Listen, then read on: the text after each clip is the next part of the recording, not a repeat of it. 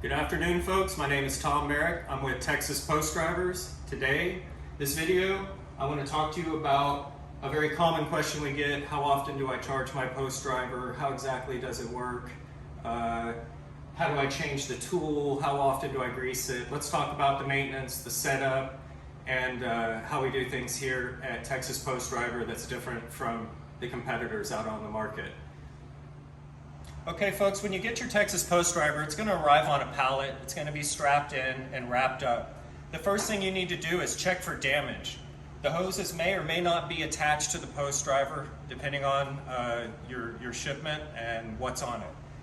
Always check before you sign your bill of lading. Make sure that nothing is damaged and that all the tools, the moil point and your dome cup match what your receipt says. The first thing you're going to do simply to get rolling is you're going to screw the hoses in. You have two hoses on the machine. If you come down here, you may or may not be able to see it, but engraved is an in and an out port, right? So the in port on your Post Driver will go to the male coupler up here on your machine. So that's your out port on the male.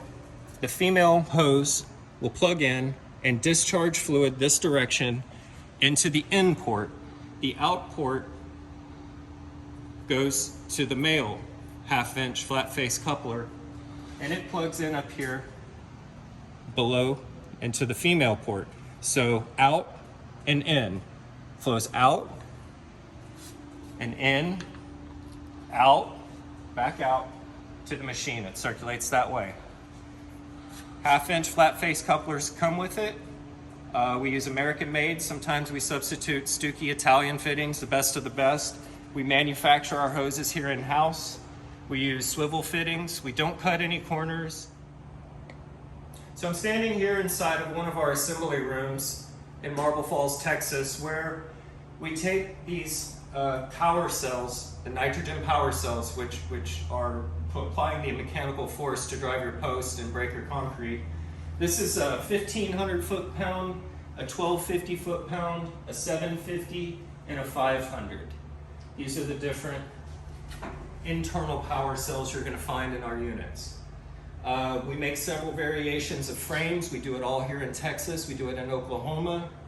You can expect, besides a power cell and the tool that comes on it, for everything to be fabricated in-house and done with infinite detail here with U.S. steel, U.S. workers. That's what sets us apart. Let's move on and talk about how we maintain our unit. These units come pre-charged in their entirety. We're pointing at power cells, but they're ready to work. You screw the hoses in, you get to work. People ask me, what about checking the nitrogen level in the power cell? Let's talk about that real quick. You're going to get with your kit, come on over here. You'll get this box and it comes with 3 main components. You have a hose that connects your valve. You see in the blue, that's PSI. What we're shooting for is 230 PSI is the proper operating pressure for these power cells. You simply screw this coupler on. Keep in mind this stuff is brass. You don't have to crank it on with a vise. You've got another part here, compression coupler, and you simply, now if you buy a nitrogen bottle from us, please understand they come empty. They need to be taken to the welding shop. It only costs a few bucks. Have them filled with nitrogen. It is illegal for people to ship these full of nitrogen. We don't do it.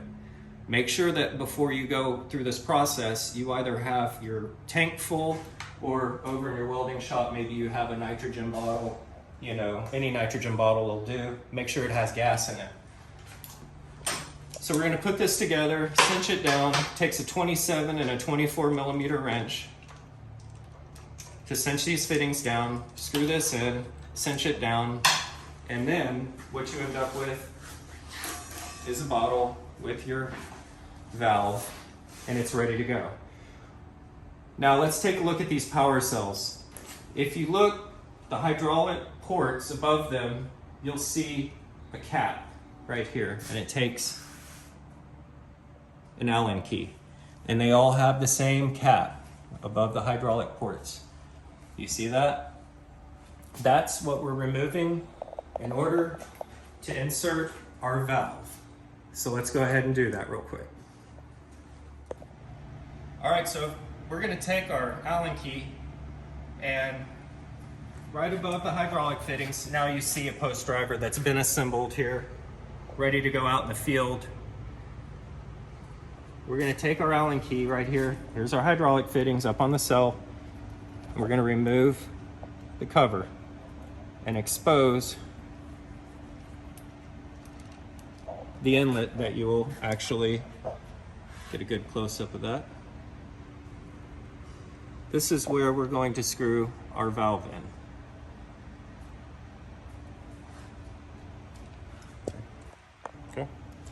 Okay, folks, so we have our valve. This is a pressure release. Don't hit that. You can see it engages the needle and it'll dump your tank. Let's not do that. Pull it out. When you turn this body here, it will screw your valve into the body of the power cell, just like so. Screw it in. Give it some good finger tight action there. And we're gonna go back with our wrenches and just do a little cinch on the hardware and turn on the tank and make sure we don't hear any gas hissing. Hey guys, my name is Grayson. I'm with IDIC Texas. Now that we have our gauge and valve hooked up to our power cell, I'm going to show you how we fill it up. So, first thing you want to do is make sure your bleeder valve is completely shut and turned tightly to the right side. You're going to want to engage your plunger so the gas can freely pass through into the cell and slowly crack your bottle. Once you crack your bottle, you will see the needle start to raise. You're going to be looking on the blue numbers right there for 230 PSI. You're not going to want to crack your bottle much, just a little bit, so you can watch it rise slowly and shut the bottle and the plunger off as it hits 230. So right about there, we'll kill the bottle, kill the plunger. Now that we have the desired PSI, once the plunger is released, bleed the residual pressure out of the gauge. From there, you can take the gauge and valve off, reinstall your cap,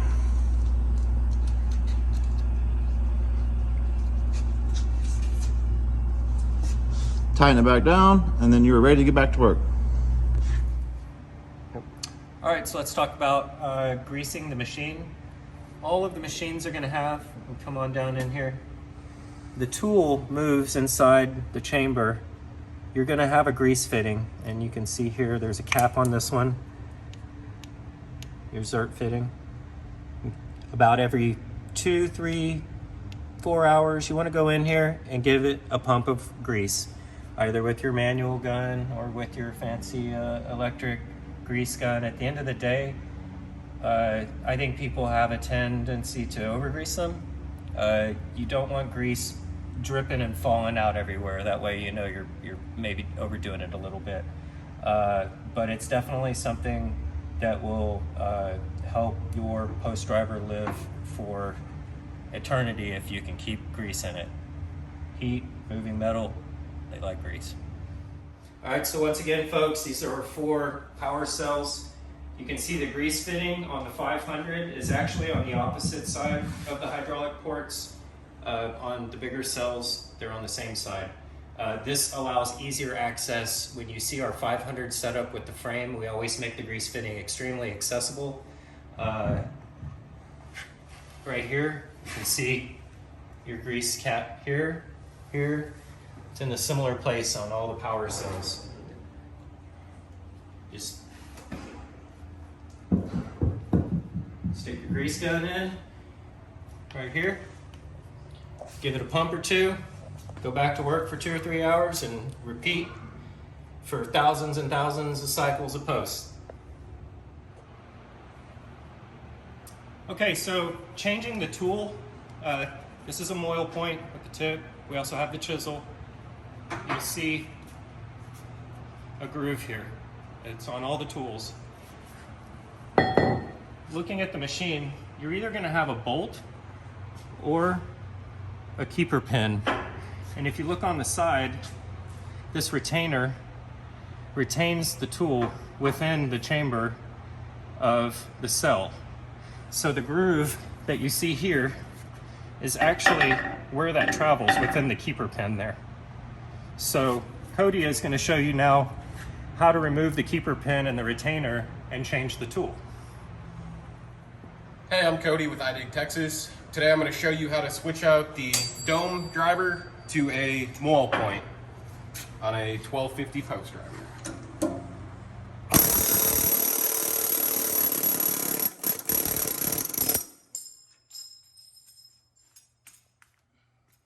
That's the retainer. Push up. There you go.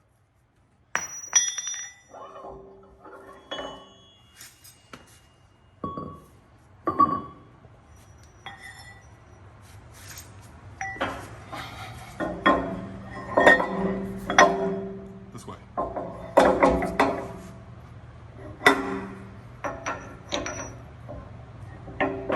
Okay. Now we're going to throw our keeper pin back in there.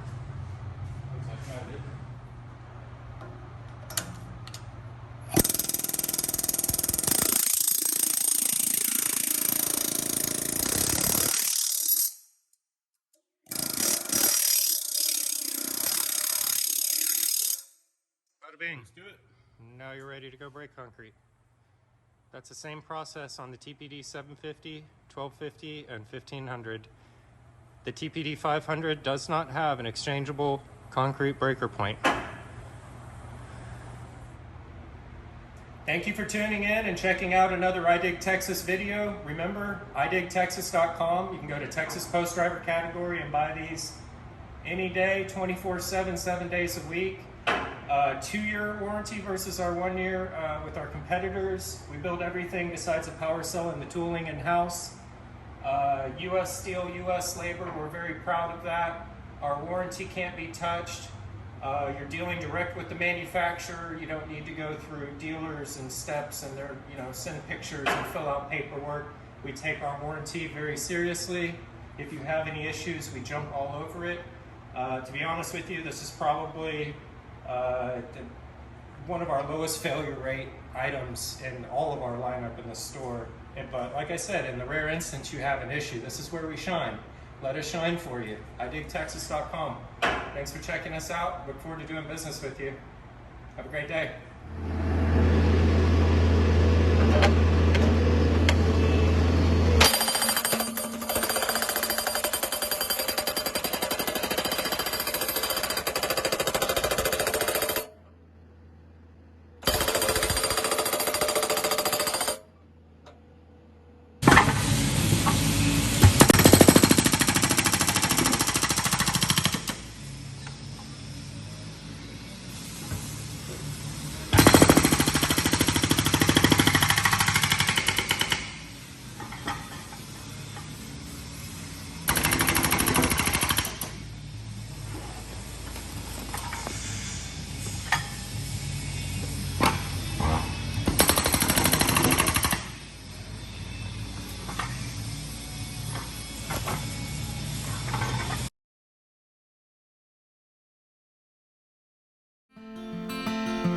spinning